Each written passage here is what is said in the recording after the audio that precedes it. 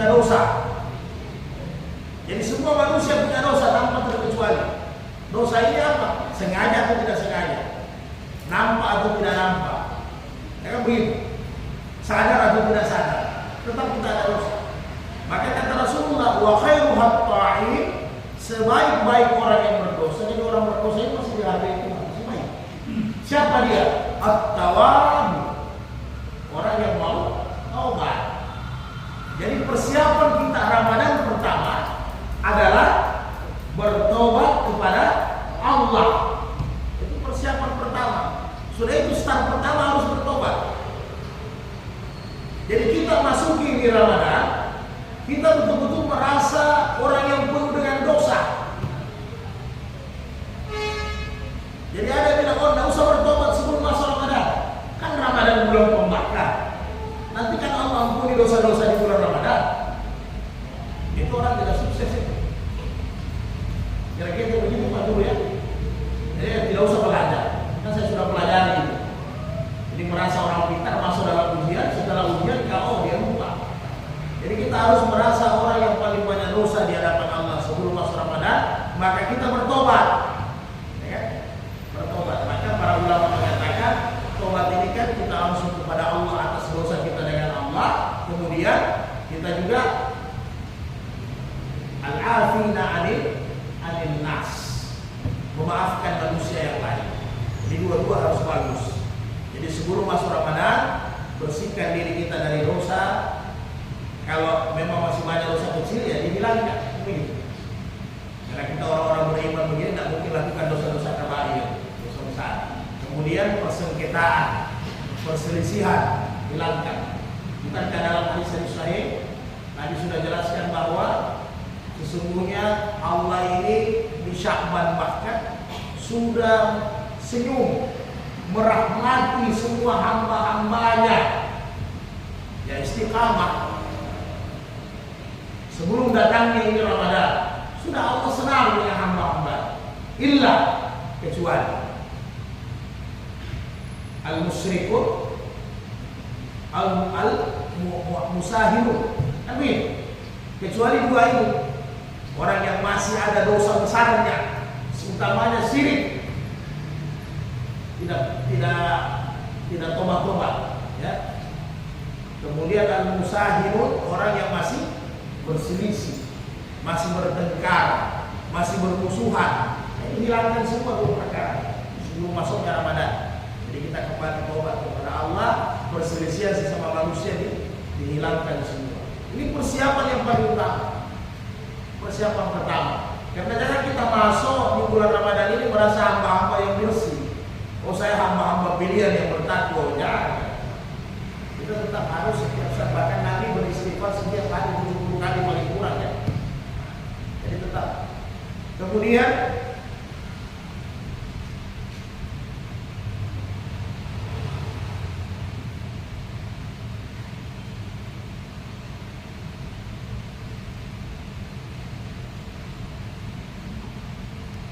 yang kedua, ini ada tadi kita sudah kutip ayatnya. Yarfa'illahu alladhina amanu walladzina utul ilma darajatan. Ya. Jadi yang kedua, mempersiapkan bekal ilmu syariah, utamanya hukum-hukum fikih seputaran Ramadan. Ini paling penting. Kita sudah tobat kepada Allah, kemudian waktu yang tersisa kita mulai. Banyak ini masalahnya. Karena kalau ini kita tidak tahu, bisa-bisa tidak sempurna ibadah puasa kita. Bagaimana istri kita nanti memasak? Apa hukumnya mencicipi makanan ketika puasa? Bagaimana nanti istri kita atau kita pakai celak mata sementara puasa? Pakai celak ya.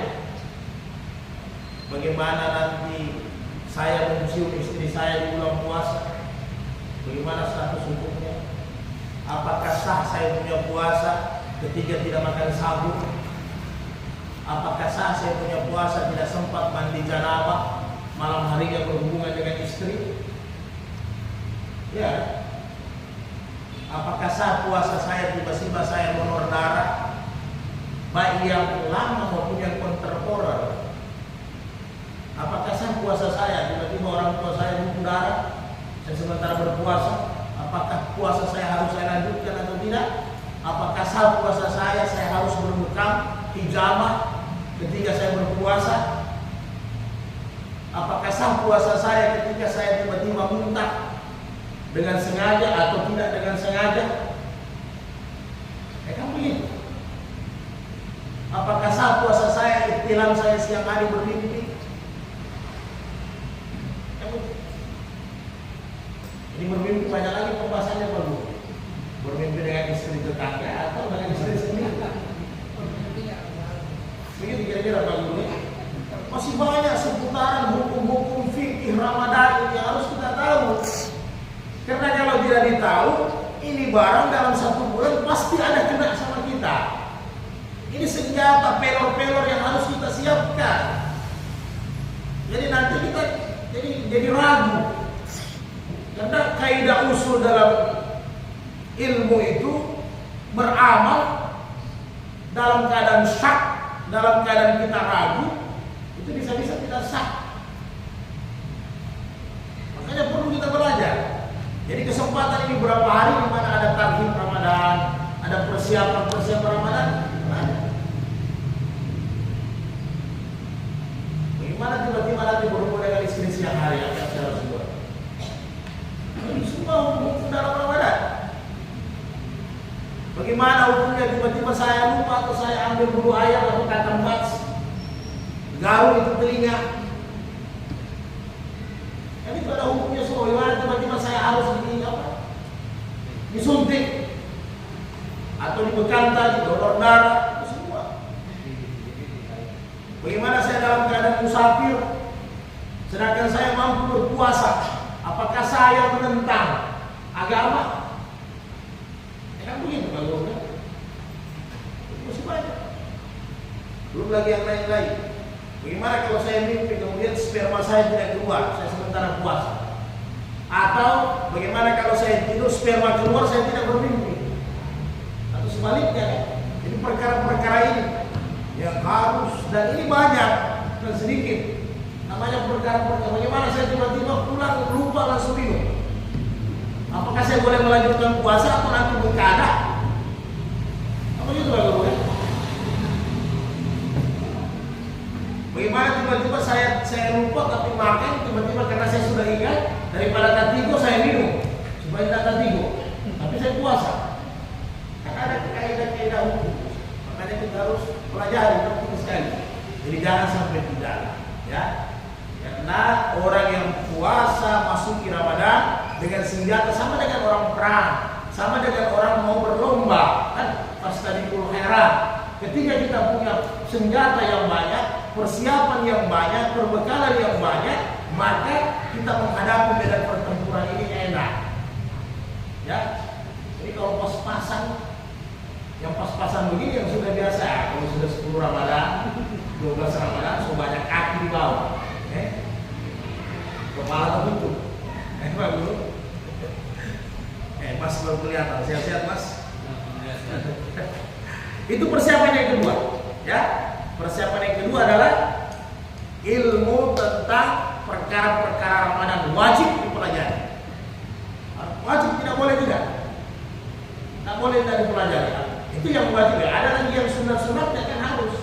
Nanti kalau Ramadan bagaimana saya tahu saya mau 8, saya mau 20 tapi imam saya 8. Apakah saya dapat tempatnya sebagaimana hadis Nabi ini? Saya mau tahu, saya tidak mau witir sama imam, saya mau witir di rumah, mana yang terbaik? Terus ditahu semua. Ya kan begitu. Karena kalau tidak, banyak nanti keutamaan-keutamaan yang lepas sama kita semua.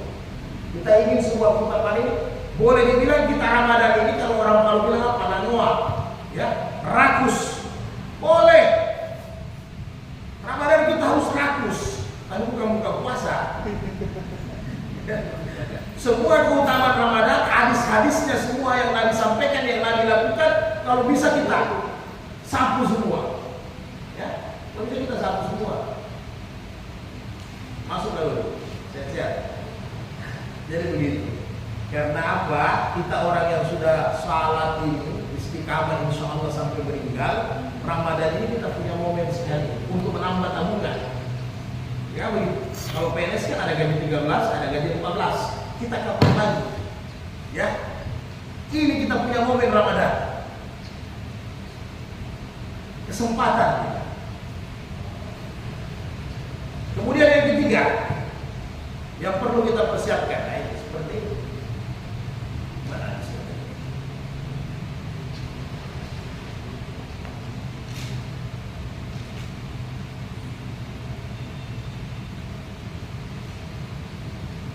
Bagaimana Ramadan?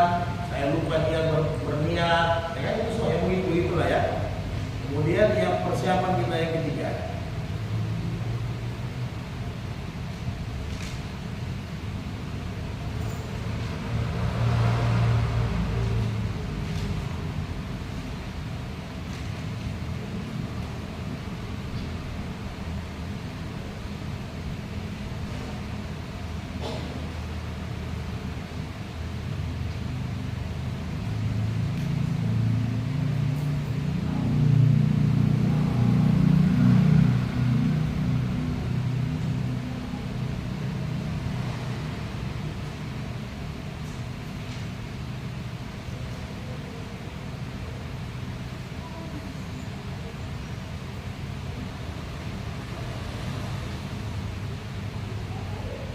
Kemudian yang ilmu juga yang utamanya ya, kalau kita punya istri, yang punya istri punya adik perempuan, saudara perempuan, ya sampaikan, karena di fikir Ramadan itu banyak ya, utamanya kita yang perempuan, mana batasnya haid, bagaimana aturannya haid, aturannya nifas, mana dia punya batas perhitungan, jangan sampai salah ya.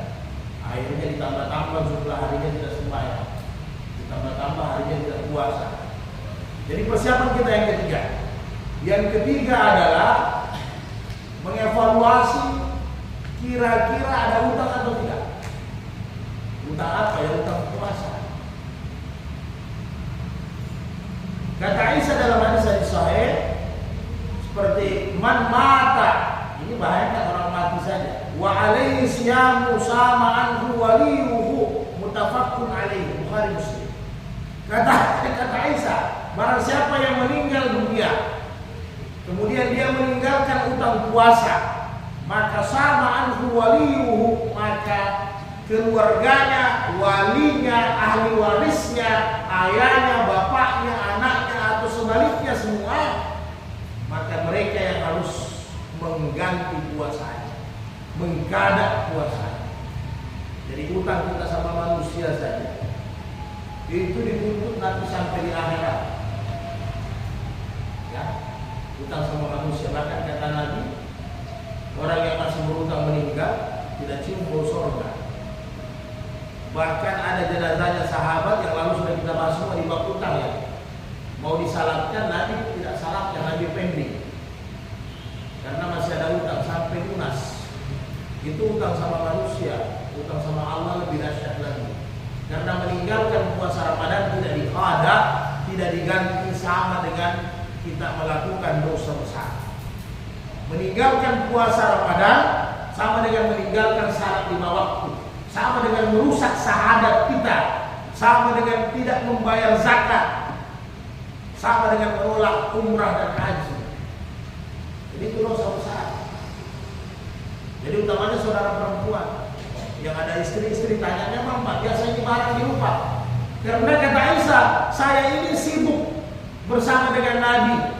Karena Aisyah ini bantu Nabi, kadang menghafal hadis, menghafal ayat, akhirnya tidak sempat berpuasa, mengganti puasa. Dan tidak ada wanita yang dibawa menopause, maksudnya ya, yang puasanya sempurna dalam 1 bulan. Tidak ada, ya, pasti kurang. Kenapa? Karena halangan, karena ada tamunya kan, ada haid.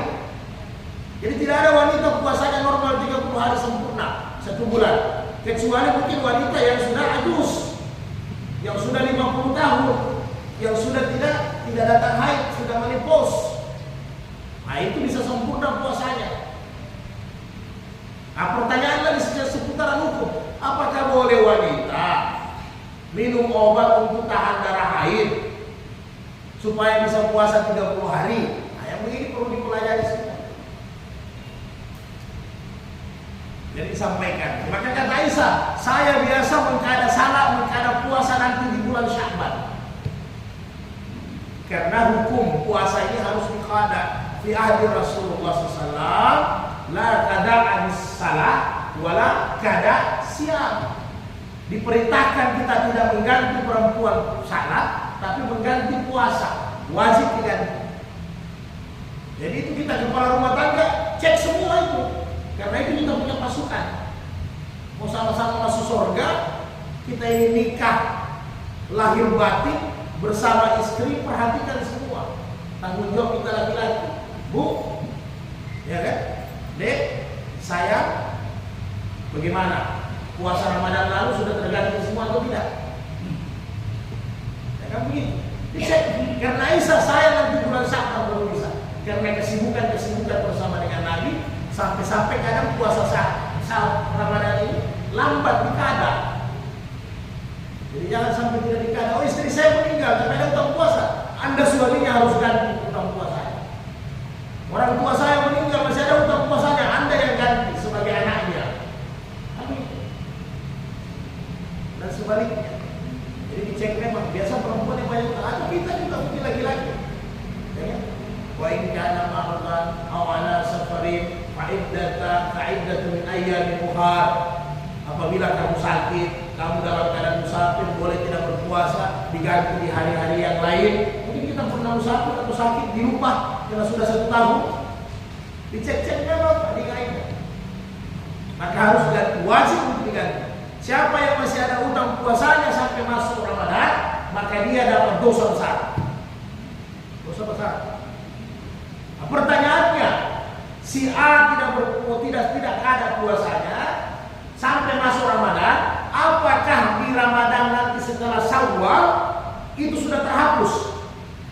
Sudah terhapus belum? Tidak. Dia harus ganti puasanya walaupun dia sudah kena dosa besar. Ya? Itu persoalannya apa lagi? Dia dimasukkan dulu sebentar kita isi. Betul. Nah, kalau bayar fidyah beda lagi, ada namanya al-murdi, menyusui, hamil, ya.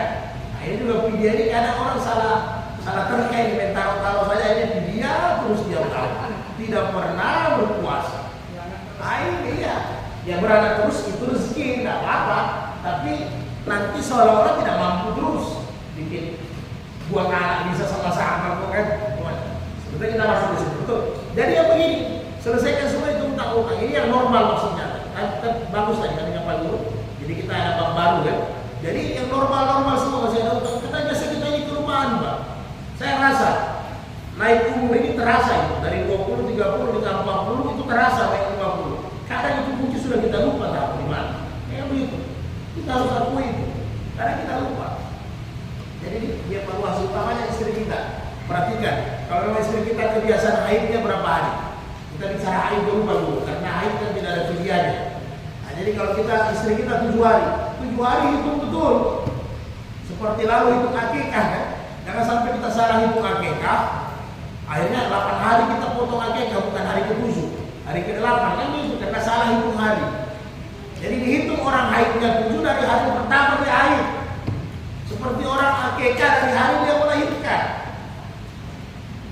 Jangan hari Jumat lahir dihitung hari Sabtu. 8 hari itu. Jadi kalau mulai haidnya hari Ahad, hitung dari hari Ahad. Ahad kalau dia kebiasaannya 7 hari, berarti Ahad, Senin, Selasa, Rabu, Kamis, Jumat, Sabtu. Sudah harus mandi. Kan begitu. Oh belum ini. Nah, ini harus dipelajari juga. Yang lalu sudah kita bahas. Bagaimana seandainya kebiasaan saya 8 hari haid, tiba-tiba hari ke-8 masih ada darah kelihatan, apakah saya harus mandi atau tidak? Jadi jangan sampai kalau tidak ada ilmu, hanya kita tidak mandi, yang terjadi apa? Meninggalkan salat sudah 1 hari, sudah 5 waktu kita meninggalkan salat. Ya. Nah, kemudian lain cerita kalau fidyah. Fidyah ini harus hati-hati. Sebenarnya fidyah sebenarnya Ibnu Umar bilang dan semua ahli sunnah 4 mazhab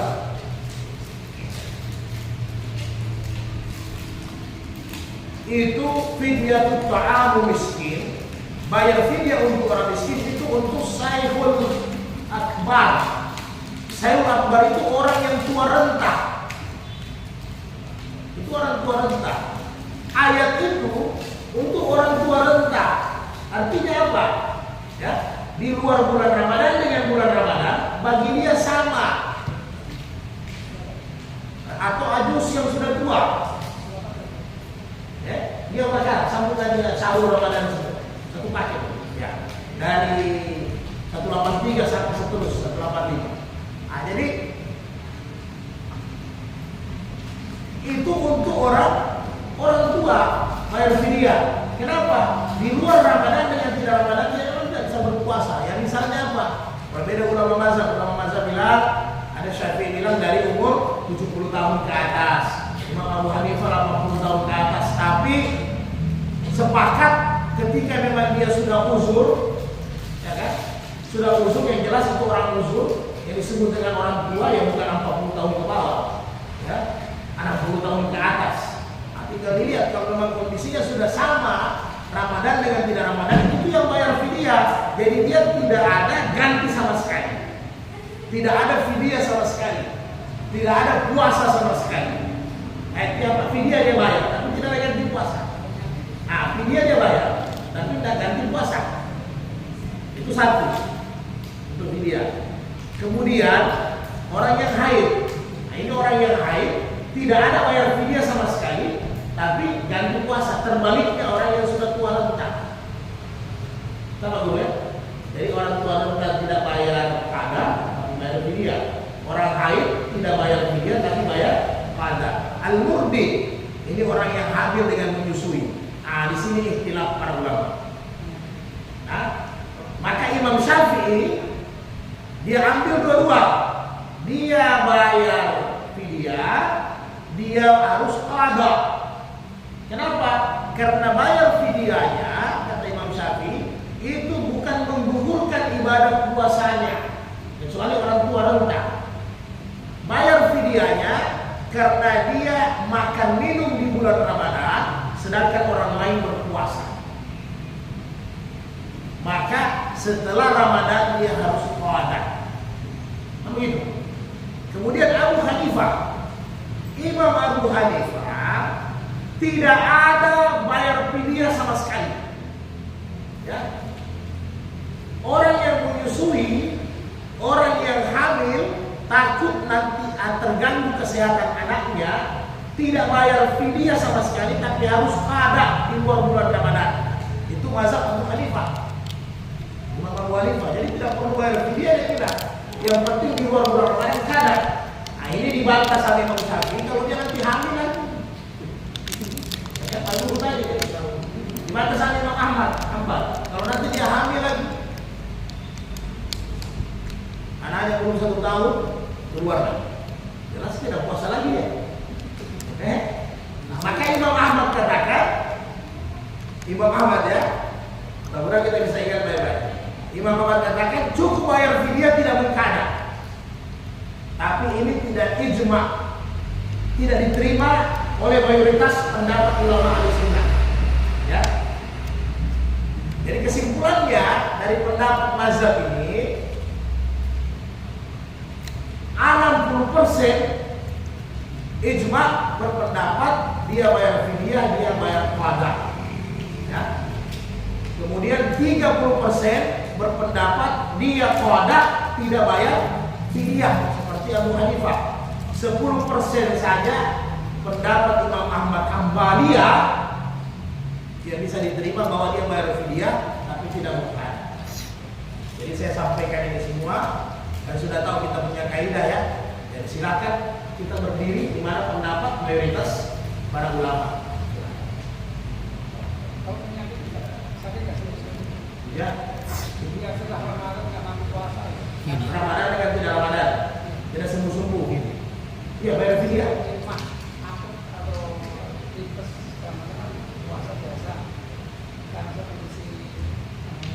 Itu ada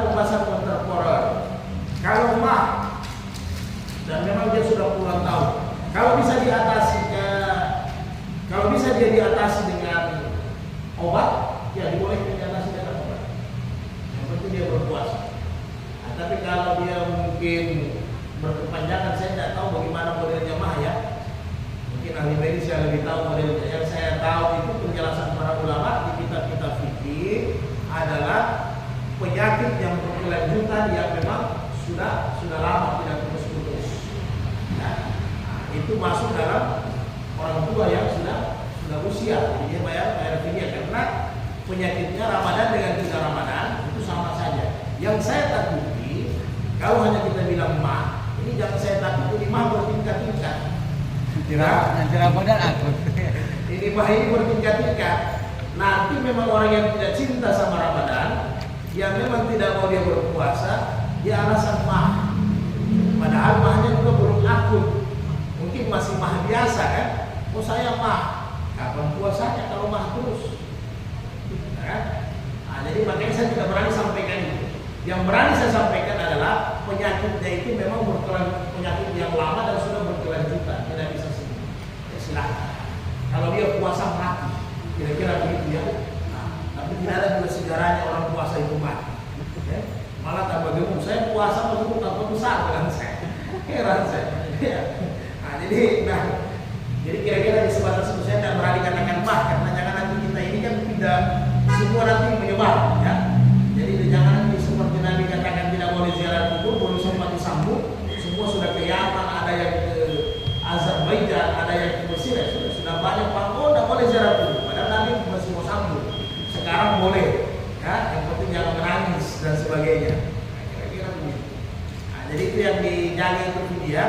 Dan bagaimana ini istri-istri antum-antum lah. Kemudian bayar fidyah, ini penting bayar fidyah. Selalu kita beralasan kepada satu hadis Nabi itu satu apa namanya? Di bawahnya sah. Kalau satu sah kan dia 2,5 kilo. Satu mut. Satu mut. Jadi kita beralasan dengan satu mut, berarti satu mut itu di bawahnya setengah liter, 1/4 liter ya. Akhirnya kita kasih orang kasih 1/4 liter, tidak puasa istri. Kasih banyak. Gimana dia punya istri dia puasa makan beras? Nah. Oh ini hadis Nabi, karena sahabat Nabi ada tidak berpuasa dia bawa kurma 1 mut. Iya. Nabi makanannya apa? Memang makanannya sahabat dia kurma. Kurma itu sudah itu dia punya kalori, itu nutrisinya, itu vitaminnya, semua itu kan masuk dalam kurma. Memang makanannya kita kan tidak. Karbohidratnya nasi, ya kan, vitamin K-nya harus pakai apa?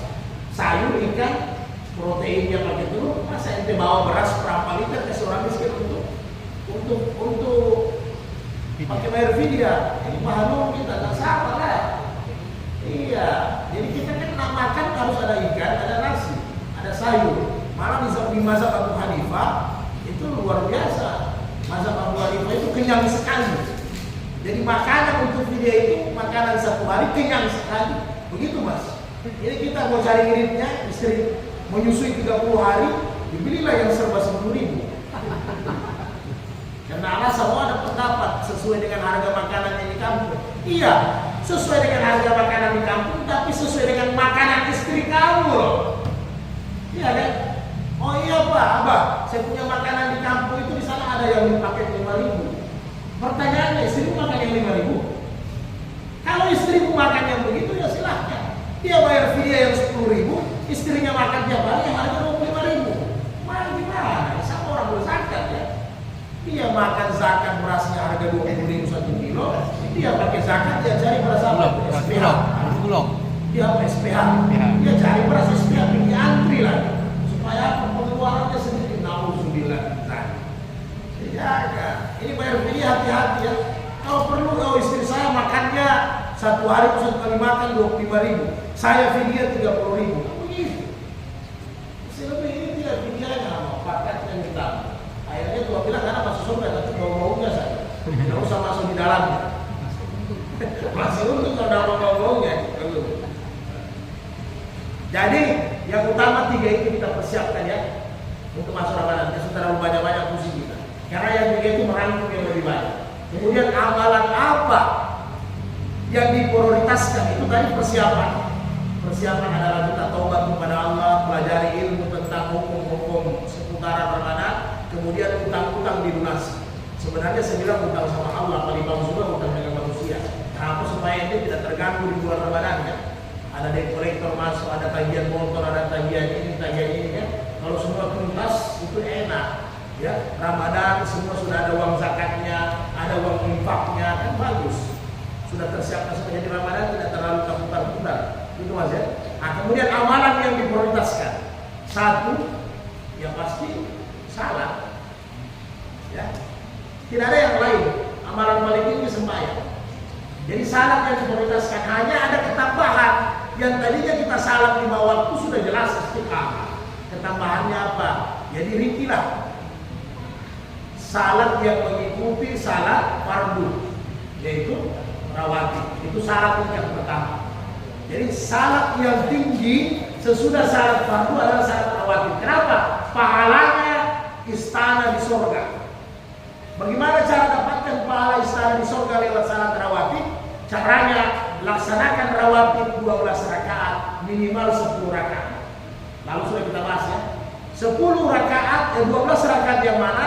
Sebelum subuh 2, sebelum zuhur 4, sesudah zuhur 2, kemudian maghrib 2, sesudah, kemudian ba'da isya 2, 12. Bagaimana 10? 10 yang lain seperti tadi hanya ba'da zuhur 2, qabla zuhur 2. Itu 10. Jadi hanya itu cara untuk mendapatkan istana di surga. Jadi setiap hari Ramadan usahakan dapat sertifikat istana kita. Bagaimana caranya? Jangan sampai kehilangan 10 atau 12 rakaat rawatib. Itu salat tingkat tinggi yang pertama, sesudah maktub, sesudah yang fardu kan. Nah, kemudian yang kedua ya tingkatkan salat yang nomor 2. Salat yang nomor 2 yang mana? Ya salat tahajud. Masuk dalam lingkaran salat malam. Jadi salat tahajud itu salat yang tingkatannya nomor 2 sesudah maktubah. Ya. Nah, jadi tahajud serendah-rendah tahajud rakatain 2 rakaat. Itu paling rendah tahajud 2 rakaat. Ya. Paling rendah itu tidak ada tahajud 1 rakaat. Itu ada witir. Jadi 2 rakaat yang paling rendah. Jadi Anda mau ambil tahajud yang sempurna pakai seperti Nabi punya, yaitu 13 rakaat. Ya kan? Jadi 10 tahajudnya, 3 witirnya. Di hari saya yang lain 12 tahajudnya, 1 witirnya sama saja. Silakan.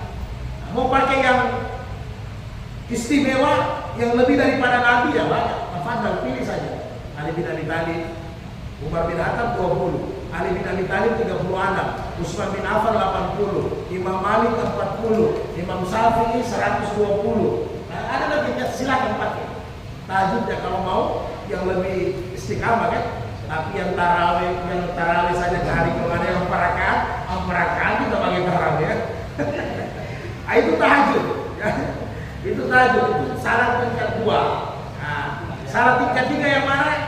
Salat tingkat 3 sudah kita bahas lalu ya. Salat tingkat 3 itu witir, itu salat tingkat 3. Dalam hadis Abu Hurairah, saya pesan kepada Nabi, ausani Rasulullah, dia pesan kepada saya, salah satunya salat apa? Salat witir sebelum tidur. Nah, salat witir boleh pakai 2 paket. Paket sebelum tidur boleh, paket sesudah tidur juga boleh. Yang tidak boleh orang yang tidak witir. Jadi tidak usah dipermasalahkan paketnya ya. Oh saya karena Abu Bakar itu witirnya sesudah bangun tidur. Umar bin Khattab witirnya sebelum tidur. Rasulullah witirnya dua-dua pernah dibuat kata Aisyah. Jadi kalau sudah rasa lelah-lelah, pakai memang witir baru duduk. Karena jangan sampai tinggalkan. Ini salah witir ya. Nah, itu salah tingkat 3. Salat 4. Salat tingkat apa dulu?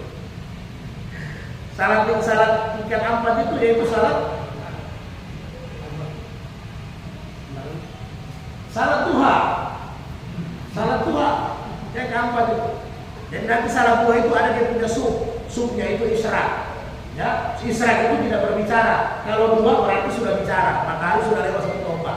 Jadi itu satu antara isyraq dengan duha itu satu. Ya, antara isyraq dengan duha itu satu. Nah, kemudian setelah itu yang kelima, apa Ustaz? Sunat taubat. Tahlil Ramadan. Nanti tidak Ramadan itu tidak tahu lagi. Jadi salat taubat itu ada paketnya. Ya, dia tidak berdiri sendiri. Jadi setelah itu salat apa namanya? Apa? Tahiyatul masjid. Ketika kita masuk masjid, bisa dahalul masjid, fala yajlis hatta raka'atain. Jadi salat yang benar. Kemudian salat taubat itu sudah masuk semua dengan awwabin, dia tidak berdiri sendiri. Karena awwabin itu semua hadis-hadisnya bukan hadis-hadis yang kuat. Ya kan? Jadi dia masuk di salat taubat di awwabin, apalagi malam orang pakai tasbih. Nah, ini satu paket dia. Tidak berdiri sendiri. Silakan kalau melaksanakan boleh. Orang-orang saleh dulu banyak laksanakan silakan ya. Awwabin ini boleh dah. Orang bilang nanti maghrib. Nah, salat taubat itu kapan saja ente buat dosa, di situ ente salat taubat. Ya, kapan saja buat dosa, di situ ada salat taubat. Tidak usah tunggu nanti malam. Jadi ente ada khilaf, salat 2 rakaat, salat taubat. Hajat, ya. Nah, itu waktu pasang hajat dengan istihara. Dia satu paket itu hajat dengan istihara itu satu paket. Hanya biasa orang bilang kalau istihara lebih khusus. Tapi pada dasarnya semua hajat dengan istihara ini hadisnya sahih dan ini perintah Nabi. Apabila kalian ada hajat, ya silakan dulu salat 2 rakaat. Apabila kalian ada Nabi bilang ada terganggu dilema ya antara 2 dan sebagainya. Nah, ini mana bagus ini, laki-laki ini atau laki-laki ini, perempuan ini atau perempuan ini, yang salat istihara. Salat istihara ini buat terus sampai dapat ketetapan yang kuat dari Allah. Nah, jadi yang utamanya 5 salat sunat itulah ya dilaksanakan semua. Nah, kalaupun salatnya masjid nanti Ramadan ini usahakan memang harusnya masjidnya dihidupkan terus. Kalau orang sudah mau kamat ya jangan salatnya masjid. Jadi kata Imam Malik, subhanallah, alhamdulillah, wala ilaha illallah, Allahu akbar. Salatnya masjidnya satu paket dengan salat wudu. Ya. Salat wudu dari wudu. Jadi kira-kira pertanyaannya, kalau saya masuk masjid mana dulu, salat wudu atau salat masjid? Salat wudu. Datang masjid dulu. Salat wudu di rumah, Mas. Wudu di rumah, kalau memang masih ada waktu boleh salat wudu lagi di masjid. Tapi tahiyatul masjid dulu. Nah, tapi ingat kalau masuk masjid haram tidak ada tahiyatul masjid ya. Nanti orang ketawakan kita. Nah, masuk masjid haram, salat sunat tahiyatul masjid rakaat yang lain. Jadi tidak ada. Tahiyatul masjidnya masjid haram adalah tawaf 7 kali. Jadi di masjid haram tidak ada tahiyatul masjid. Yang ada tawaf 7 kali. Selain masjid haram ada tahiyatul masjid. Di masjid haram jangan pas masuk ke masjid haram Allah Akbar. Itu salat tahiyatul masjid, tidak ada tahiyatul masjidnya. Jadi tawaf 7 kali.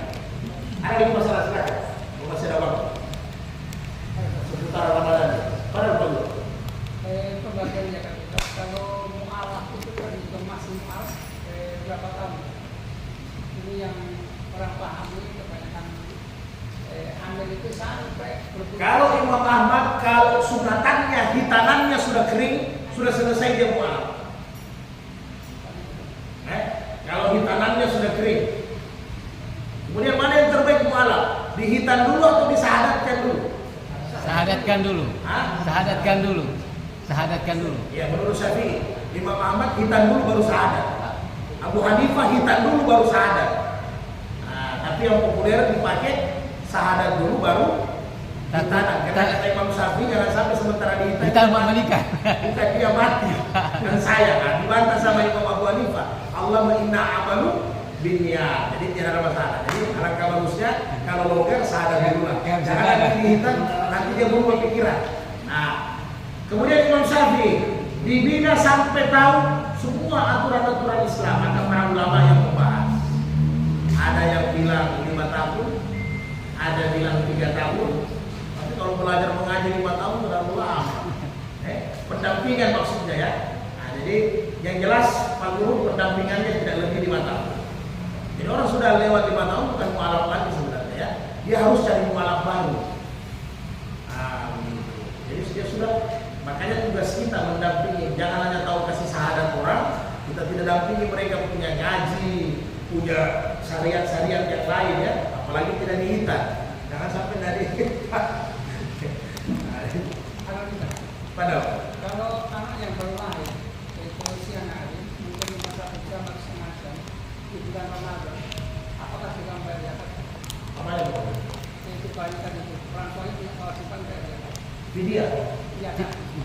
anak yang baru lahir. Apa coba ada Walaupun pas setengah jam itu bulan Ramadan. Ya. Imam Syafi'i ketika jadi ada kan proses nutfah, ya kan, alaqah. Ya. Jadi Imam Syafi'i ketika dia sudah 4 bulan, sudah berroh, dia sudah jadi daging, ya, sudah ada daging, sudah berroh, organ tubuhnya 4 bulan itu sudah lengkap. Kalau di USG sudah kelihatan, maka wajib bayar zakat fitrah kalaupun meninggal di dalam kandungan. Itu Imam Syafi'i. Nah, tapi Imam Ahmad, Imam Malik, kalau masih dalam kandungan tidak wajib bayar zakat, karena zakat itu untuk orang di dunia. Dia belum di dunia kata Imam Malik, ya. Nah, tapi kemudian kalau Imam Syafi'i kalau sudah roh, dia sudah wajib bayar zakat. Kemudian ijma ulama yang banyak ya yang dipegang sama mazhab Imam Syafi'i, 80% itu ijma ulama ketika sudah timbul boleh kita bayarkan zakat. Sebagaimana pendapat Imam Syafi'i, kalau sudah 4 bulan dia meninggal boleh kasih nama supaya nanti di akhirat dia ada nama, ya. Jadi tidak dipanggil anu. Nah, jadi ada nama Yusuf. Nah, nanti Yusuf dipanggil di hari kemudian. Oh ini anak punya anak. Ataupun yang sudah masih 7 bulan lahir, apa namanya? Prematur dan sebagainya, itu boleh kasih nama tuh, supaya nanti kita kenal di hari kemudian. Walaupun batas kasih nama ini 7 hari ya, batas kasih nama, tapi ulama juga membolehkan karena dalam hadis Sahih Nabi, anak yang meninggal dalam keadaan begitu kan anak suci namanya ya. Nanti kata Rasulullah mereka menunggu di pintu surga. Ketika mereka disuruh roh-roh itu anak kecil disuruh masuk surga, kata mereka saya tunggu orang tua saya. Allah. Nah, jadi kalau ada sudah namanya, abi, aba, saya. Nah, begitu kira-kira. Kalau Islam kan kasih nama bagaimana? Apa aja? Kalau Islam ini. Kalau Islam, kalau sudah 4 bulan sudah ditahu Islam. Kedokteran juga sekarang kan sudah tahu 4 bulan. Malah ada kalau yang tukang-tukang urut yang hebat zaman-zaman dulu, zaman Belanda, zaman Jepang, dia pegang dia tahu. Karena berapa anak saya itu bisa ditahu. Tanpa dia, oh punya anak ini laki-laki, anakmu belum dia tahu. Jadi kalau di USG kan lebih jelas lagi, di televisi dilihat ya. Sudah ada kemaluannya, ada kelihatan. Walaupun nanti yang tentukan Allah ketika dia lahir. Ya. Tapi kan rata-rata kalau dia memang prematur kan kelihatan. Sudah berapa kali saya coba itu yang kasih mandi mayat yang prematur, ada kemaluannya kelihatan. Ya. Jadi kasih nama saja Fulan. Kalau perempuan ya Fulana, kan begitu kan? Nur atau Nurdin. Ada lagi? Cara-cara sebelum kita selesai. Padahal Di puasa pengganti dengan puasa sunnah bisa digabungkan. puasa apa? Pengganti dengan puasa sunnah. Itu perempuan, betul itu. Jadi sekarang kita mau puasa Syawal. Sudah habis Ramadan ya. Pertanyaannya secara fikih ini, mana yang didahulukan? Puasa Syawal 6 hari atau puasa qada wajib? Ya kan? Nah, ini juga ikhtilaf para ulama. Kalau Imam Syafi'i mengatakan maka puasa Syawal saja dulu, karena puasa Syawal waktunya sempit, puasa qadanya 1 tahun.